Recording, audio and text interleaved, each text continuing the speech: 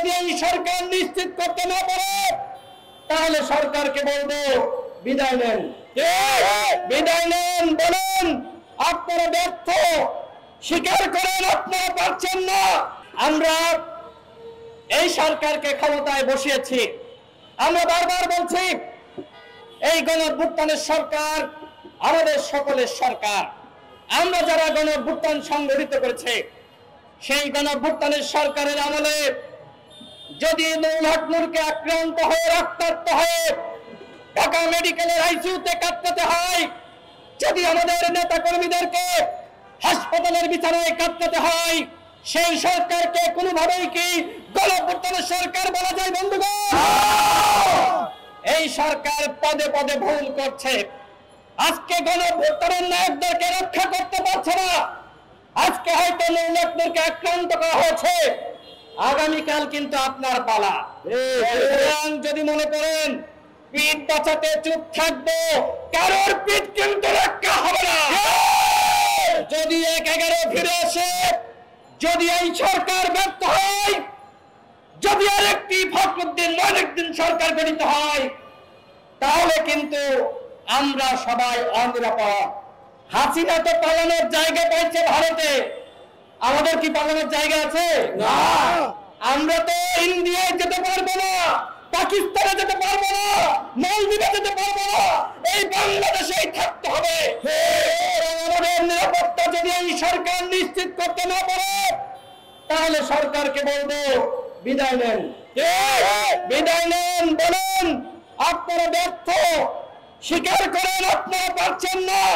প্রয়োজনে এই গণঅভ্যুত্থানের আমরা যারা রয়েছে আমরা আরেকটি সরকার গঠন করব।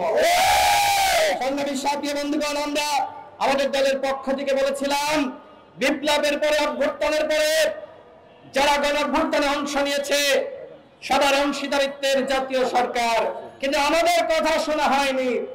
দেখেন, মনে করা হয়েছে আমরা রাজনীতিতে নতুন, বয়স কম, কিন্তু এই গণঅভ্যুত্থানে কারা ভূমিকা রেখেছে? এদেশের তরুণ যুবরা এই গণঅভ্যুত্থানের রাজপথে নেমে আসলে গণঅভ্যুত্থান বাংলাদেশে হতো না। সুতরাং তরুণ বলে আর যুবা বলে ইগনোর করবেন না। যুগে যুগে প্রমাণিত হয়েছে, ইতিহাস তৈরি করেছে তরুণরা।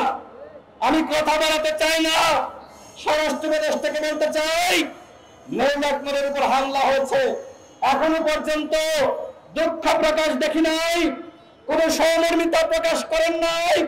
তার মানে আপনার নির্দেশনে এই ধরনের হামলা হয়েছে। আপনি নুরুল হক নূরের উপর যে হামলা হয়েছে সেই ঘটনার দায় নিয়ে অনতিবিলম্বে পদত্যাগ করেন। অন্যথায় ক্ষুব্ধ নেতা কর্মীরা যদি সচিবালয় ঘেরাও করে আপনাকে টেনে ইসরে নামায়, এর দায় কিন্তু আমি নিব না। স্পষ্ট কথা, এর দায় কিন্তু আমরা নিব না।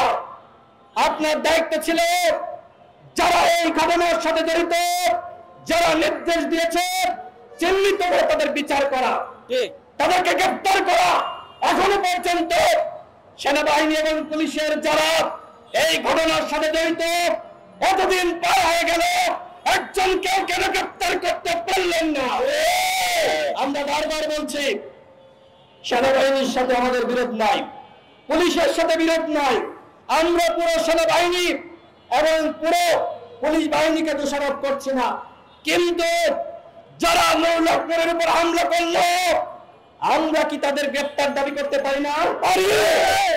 আমরা কি বলতে পারি না এই ঘটনার দায় নিয়ে ওই খোদাবাদ চৌধুরী, যিনি প্রতিমন্ত্রী পদমর্যাদার, স্বরাষ্ট্র মন্ত্রণালয়ে যিনি আসীন হয়েছেন, আমরা কি তার পদত্যাগ দাবি করতে পারি না?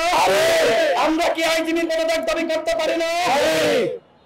আমি যতদূর তথ্য পেয়েছি, আইজিপি খোদাবাদ চৌধুরী এবং স্বরাষ্ট্র উপদেষ্টা তারা জানতেন যে নুরুল হক নূরের উপরে হামলা হচ্ছে, তারা জানতেন, তারপরেও তারা এই ঘটনা থামাতে যাননি। তার মানে তাদের কাছে যখন জিজ্ঞেস করা হয়েছে তারা বলেছে ওকে সাইজ করে দাও, অর্থাৎ তাদের নির্দেশনায় নুরুল হক নূরের উপর হামলা হয়েছে।